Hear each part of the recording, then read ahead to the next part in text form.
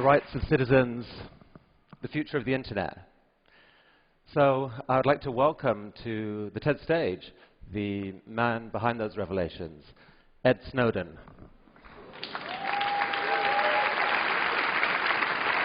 Ed is in a remote location somewhere in Russia, controlling this bot from his laptop, so he can see what the bot can see.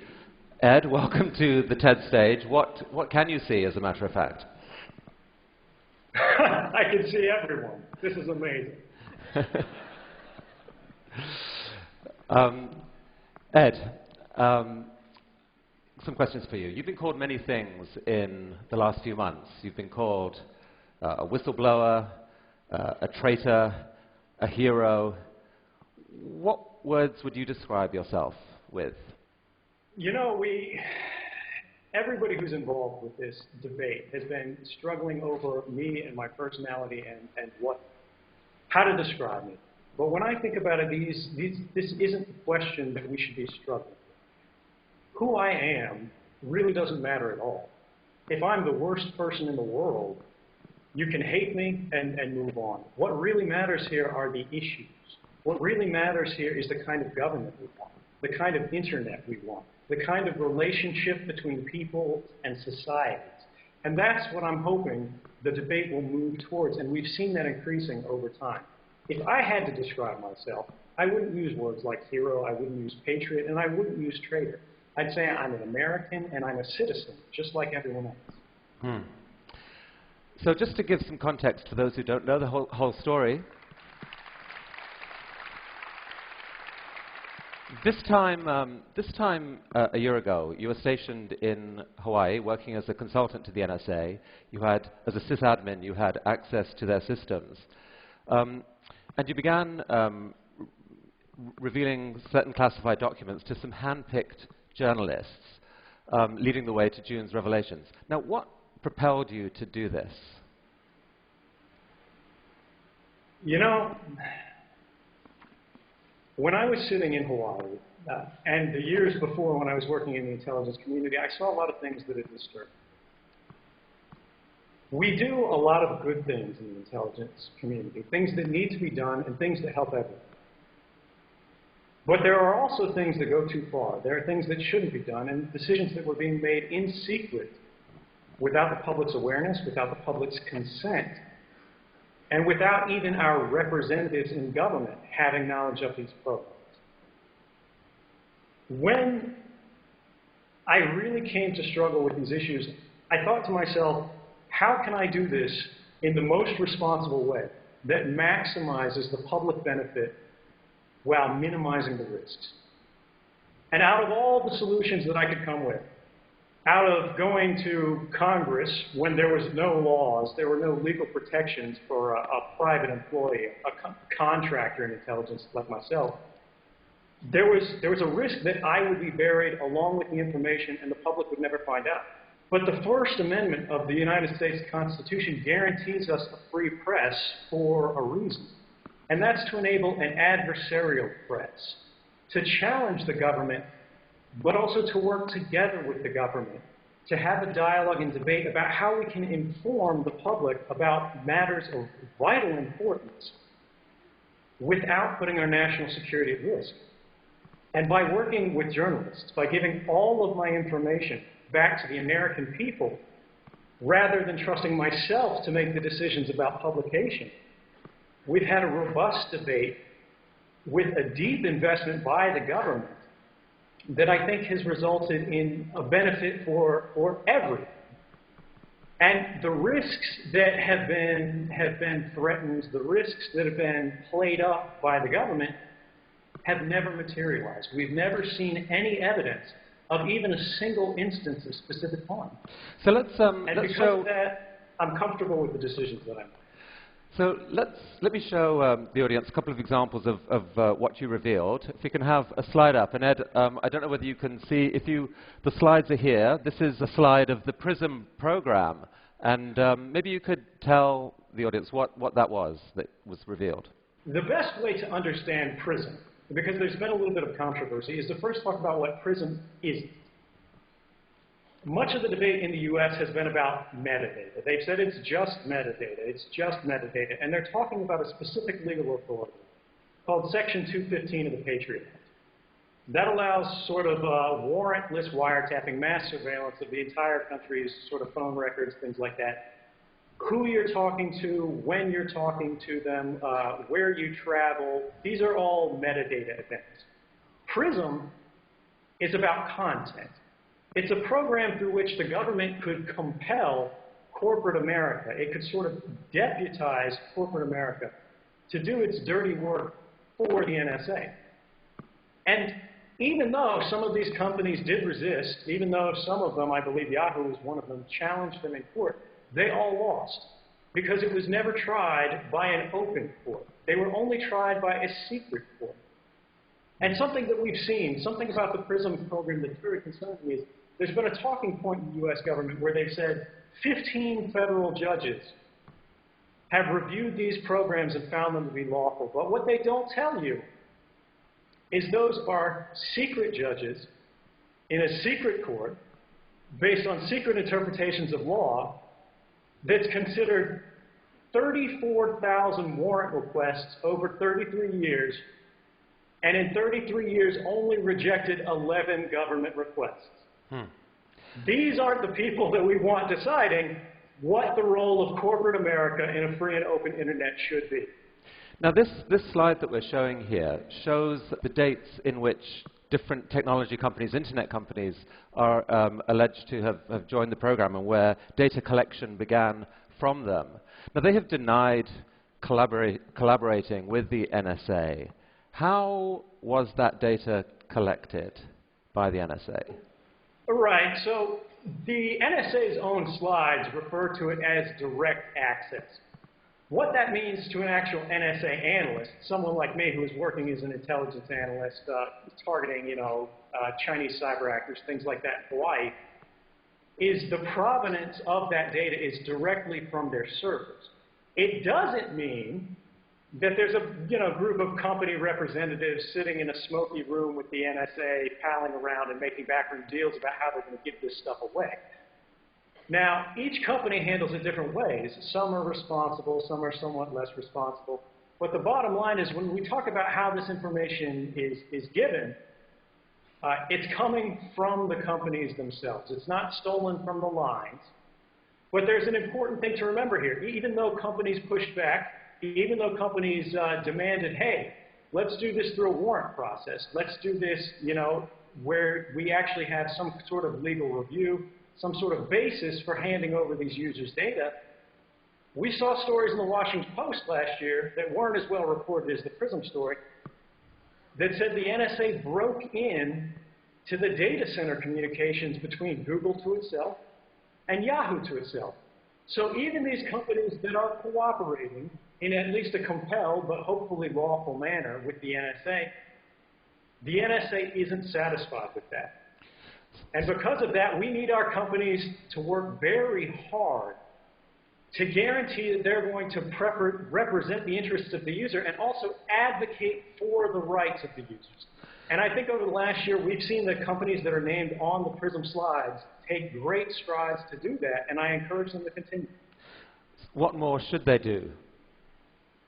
The biggest thing that an internet company in America can do today, right now, without consulting with lawyers to protect the rights of users worldwide, is to enable SSL or TLS, sort of encryption, web encryption on every page that you visit. The reason this matters is today, if you go to look at a copy of 1984 on Amazon.com, the NSA can see a record of that. The Russian intelligence service can see a record of that. The Chinese service can see a record of that. The French service, the German service, the services of Andorra, they can all see it because it's unencrypted. The world's library is Amazon.com. But not only do they not support encryption by default, you cannot choose to use encryption when browsing through books. This is something that we need to change, not just for Amazon. I don't mean to single them out, but they're a great example. All companies need to move to an encrypted browsing habit by default for all users who haven't taken any action or picked any special methods on their own. That'll increase the privacy and the rights that people enjoy worldwide. Ed, come with me to this part of the stage. I want to show you the next slide here. This is a program called Boundless Informant. What is that? So I've got to give credit to the NSA for using appropriate names on this. This is one of my favorite NSA cryptonyms. Boundless Informant is a program that the NSA hid from Congress. The NSA was previously asked by Congress, was there any ability that they had to even give a rough ballpark estimate of the amount of American communications that were being intercepted? They said no. They said we don't track those stats, and we can't track those stats. We can't tell you how many communications we're intercepting around the world, because to tell you that would be to invade your privacy. Now, I really appreciate that sentiment from them, but the reality when you look at this slide is not only do they have the capability already exists. It's already in place. The NSA has its own internal data format that tracks both ends of a communication. And if it says this communication came from America, they can tell Congress how many of those communications they have today, right now. And what Boundless Informant tells us is more communications are being intercepted in America about Americans than there are in Russia about Russians. I'm not sure that's what an intelligence agency should be aiming for. Ed, there was a story broken in the Washington Post, again from your data. The headline says, NSA broke privacy rules thousands of times per year. Tell us about that. We also heard in congressional testimony last year, it was an amazing thing for someone like me who came from the NSA and who's seen the actual internal documents, knows what's in them, to see officials testifying under oath that there have been no abuses, that there have been no violations of the NSA's rules, when we knew this story was coming. But what's especially interesting about this, about the fact that the NSA has violated their own rules, their own laws, thousands of times in a single year, including one event by itself, one event out of those 2,776, that affected more than 3,000 people. In another event, they intercepted all the calls in Washington, D.C. by accident. What's amazing about this report that didn't get that much attention, is the fact that not only were there 2,776 abuses, the chairman of the Senate Intelligence Committee, Dianne Feinstein, had not seen this report until the Washington Post contacted her asking for comment on the report. And she then requested a copy from the NSA and received it, but had never seen this before that. What does that say about the state of oversight in American intelligence when the chairman of the Senate Intelligence Committee has no idea that the rules are being broken thousands of times every year? Ed, one response to this whole debate is this. It's why should we care about all this surveillance, honestly? I mean, look, if you've done nothing wrong, you've got nothing to worry about. What's wrong with that point of view? Well, so the first thing is you're giving up your rights. You're saying, hey, I don't think I'm going to need them, so I'm just going to trust that, let's get rid of them. It doesn't really matter. That, these guys are going to do the right thing. Your rights matter because you never know when you're going to need them. Beyond that, it's a part of our cultural identity, not just in America, but in Western societies and in democratic societies around the world. People should be able to pick up the phone and to call their family. People should be able to send a text message to their loved ones. People should be able to buy a book online. They should be able to travel by train. They should be able to buy an airline ticket without wondering about how these events are going to look to an agent of the government, possibly not even your government, years in the future. How they're going to be misinterpreted and what they're going to think your intentions are. We have a right to privacy. We require warrants to be based on probable cause or some kind of individualized suspicion because we recognize that trusting anybody, any government authority with the entirety of human communications in secret and without oversight is simply too great a temptation to be ignored. Some people are furious at what you've done. I heard a quote recently from Dick Cheney, who said that Julian Assange was a flea bite. Edward Snowden is the lion that bit the head off the dog. He thinks you've committed one of the worst acts of betrayal in American history. What would you say to people who think that? Dick Cheney is really something else.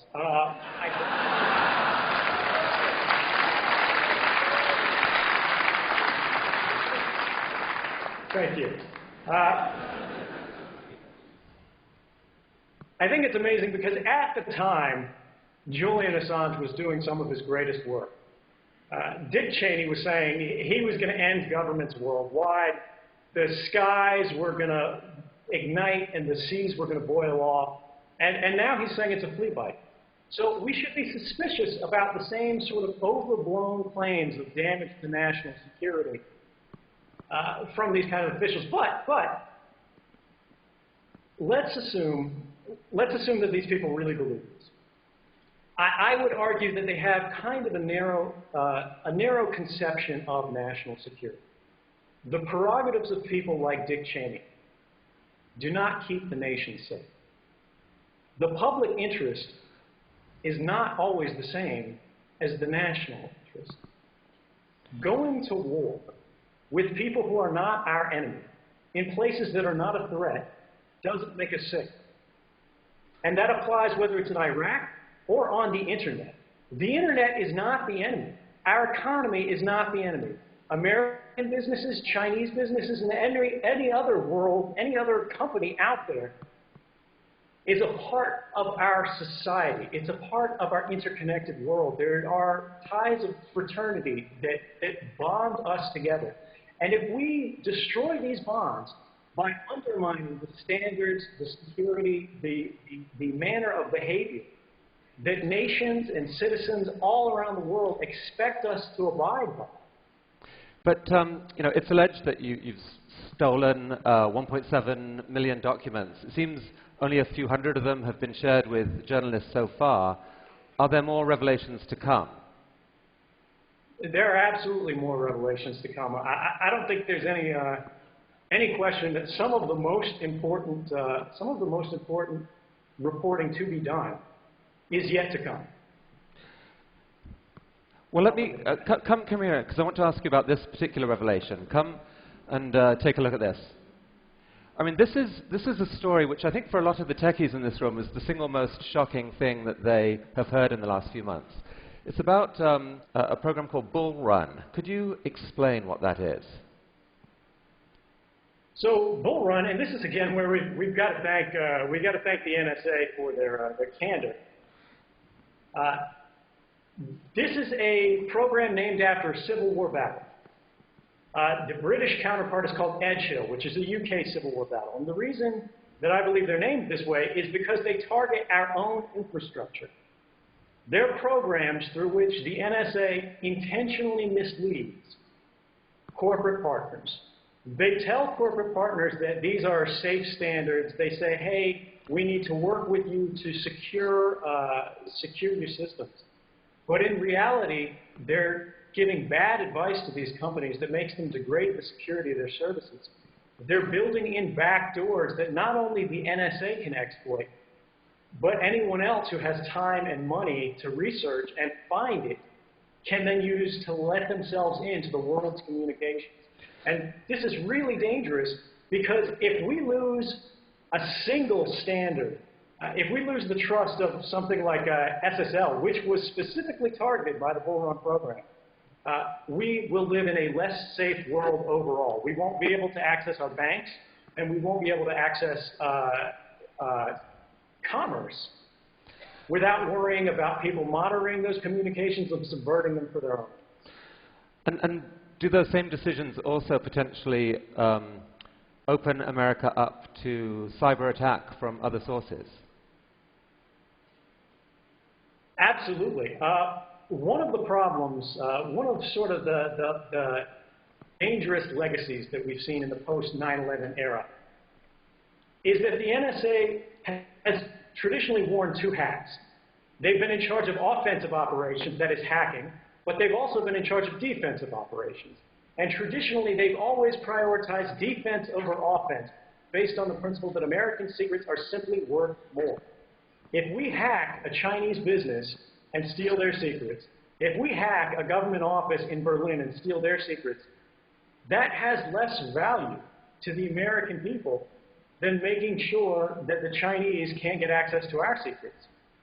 So by reducing the security of our communications, they're not only putting the world at risk, they're putting America at risk in a fundamental way, because intellectual property is the basis, the foundation of our economy. And if we put that at risk through weak security, we're going to be paying for it for years. But they've made a calculation that it was worth doing this as part of America's defense against terrorism. Surely that makes it a price worth paying. Well, when you look at the results of these programs stopping terrorism, you'll see that that's unfounded. And you don't have to take my word for it, because we've had the first open court, the first federal court that's reviewed this outside of sort of the secrecy arrangement, called these programs Orwellian and likely unconstitutional. The Congress, who has access to be briefed on these things and now has the desire to be, has produced bills to reform it. And 2 independent White House panels who reviewed all of the classified evidence said these programs have never stopped a single terrorist attack that was imminent in the United States. So is it really terrorism that we're stopping? Do these programs have any value at all? I say no, and all 3 branches of the American government say no as well. I mean, do you think there's a deeper motivation for them than the war against terrorism? I'm sorry, I couldn't hear you. Say again? Sorry, do you think there's a deeper motivation for them other than the war against terrorism? Yeah, the bottom line is that terrorism has always been what we in the intelligence world would call a cover for action. Terrorism is something that provokes an emotional response that allows people to rationalize authorizing powers and programs that they wouldn't give otherwise. The Bull Run and Edge Hill type programs, the NSA asked for these authorities back in the 1990s. They asked the FBI to go to Congress and make the case. The FBI went to Congress and did make the case. But Congress and the American people said no. They said it's not worth the risk to our economy. They said it's worth too much damage to our society to justify the gains. But what we saw is in the post-9/11 era, they used secrecy and they used the justification of terrorism to start these programs in secret without asking Congress, without asking the American people. And it's that kind of government behind closed doors that we need to guard ourselves against, because it makes us less safe and it offers no value. Okay, come with me here for a sec, because I've got a more personal question for you. Speaking of terror, most people would find the situation you're in right now in Russia pretty terrifying. You obviously, you heard what happened, what the treatment that Bradley Manning got, Chelsea Manning as now is. And there was a story in BuzzFeed saying that there are people in the intelligence community who want you dead. How are you coping with this? How are you coping with the fear? It's no mystery that there are governments out there that want to see me dead. I've made clear again and again and again that I go to sleep every morning thinking about what I can do for the American people. I don't want to harm my government. I want to help my government. Well, the fact that they are willing to completely ignore due process, they're willing to declare guilt without ever seeing a trial, these are things that we need to work against as a society and say, hey, this is not appropriate. We shouldn't be threatening dissidents. We shouldn't be criminalizing journalists. And whatever part I can do to see that end, I'm happy to do despite the risks. So I'd actually like to get some feedback from the audience here, because I know there's widely differing reactions to Edward Snowden. Suppose you had the following 2 choices, right? You could view what he did as fundamentally a reckless act that has endangered America, or you viewed it as fundamentally a heroic act that will work towards America and the world's long-term good. Those are the two choices I'll give you. I'm curious to see who's willing to vote with the first of those, that this was a reckless act. There's some hands going up. Some hands going up. It's hard to put your hand up when the man is standing right here, but I see them. I can see you. And who goes with the second choice, the fundamentally heroic act?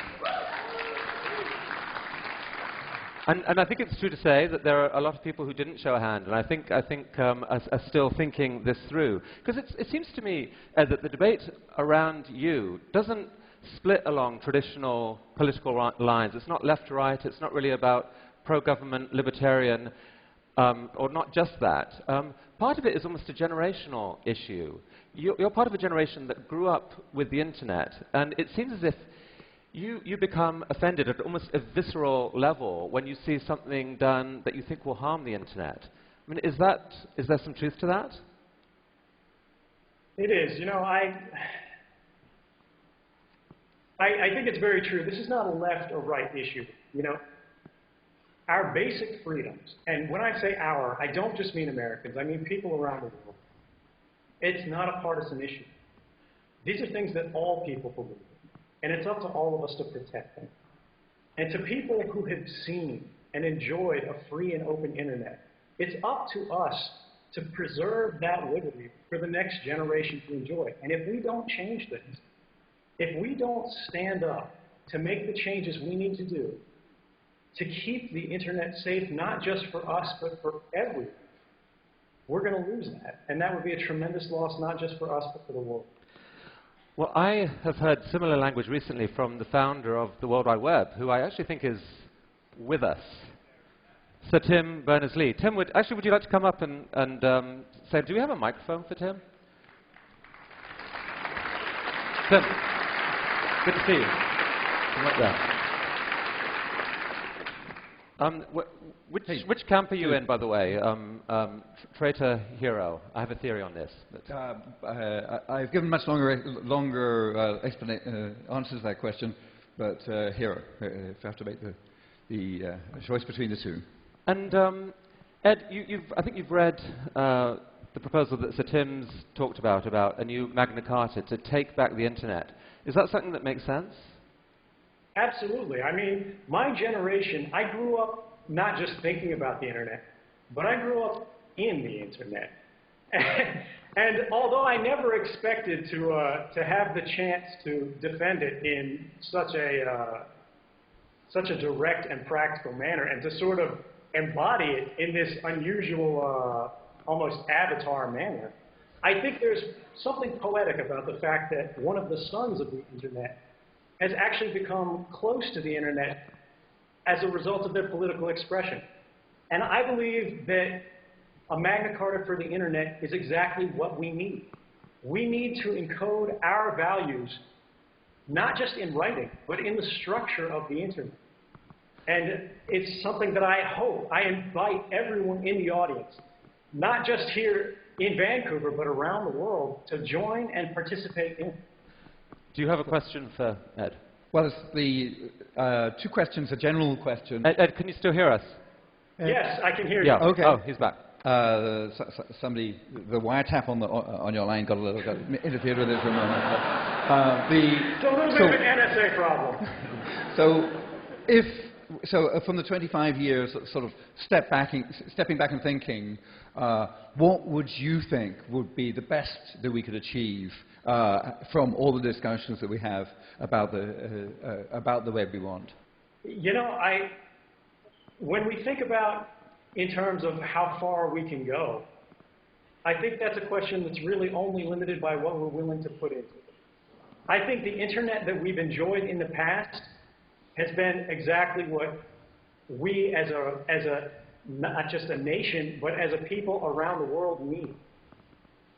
And by cooperating, by engaging not just the technical parts of society, but as you said, the users, the people around the world who contribute through the internet, through social media, who just check the weather, who rely on it every day as a part of their life, to champion that. We'll get not just the internet we've had, but a better internet, a better now, something that we can use to build a future that'll be better not just than what we hoped for, but anything that we could have imagined. It's 30 years ago that TED was founded, 1984. A lot of the conversation since then has been along the lines that actually George Orwell got it wrong. It's not Big Brother watching us. We, through the power of the web and transparency, are now watching Big Brother. Your revelations kind of drove a stake through the heart of that rather optimistic view. But you still believe there's a way of doing something about that. And you do too. Right. So there is an argument to be made that the powers of Big Brother have increased enormously. There was a recent legal article at Yale that established something called the Bankston-Soltani principle, which is that our expectation of privacy is violated when the capabilities of government surveillance have become cheaper by an order of magnitude. And each time that occurs, we need to revisit and rebalance our privacy rights.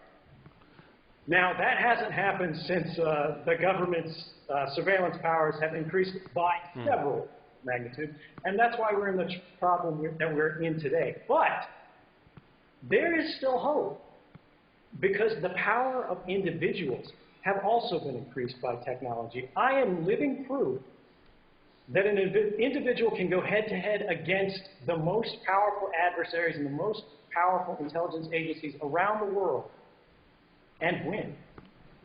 And I think that's something that we need to take hope from, and we need to build on to make it accessible not just to technical experts, but to ordinary citizens around the world. Journalism is not a crime.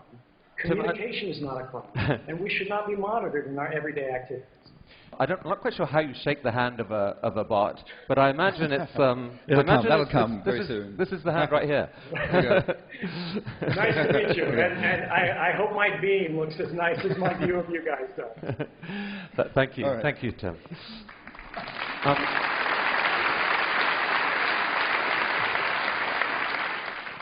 I mean, the New York Times recently called for an amnesty for you. Would you welcome the chance to come back to America? Absolutely. I mean, there's really no question. The principles that have been the foundation of this project have been the public interest and the principles that underlie the journalistic establishment in the United States and around the world. And I think if the press is now saying, we support this, this is something that needed to happen, that's a powerful argument, but it's not the final argument. And I think that's something that the public should decide.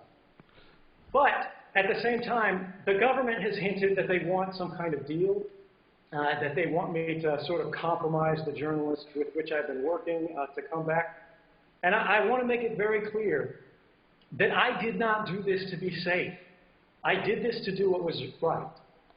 And I'm not going to stop my work in the public interest just to benefit myself. Well, in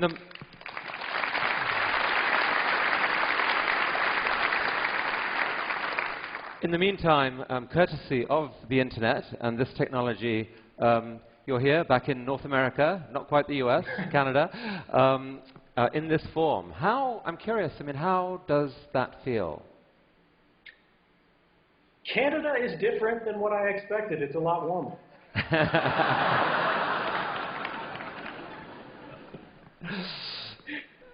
The mission is ideas worth spreading. If you could encapsulate it in a single idea, what is your idea worth spreading right now at this moment? I would say the last year has been a reminder that democracy may die behind closed doors, but we as individuals are born behind those same closed doors.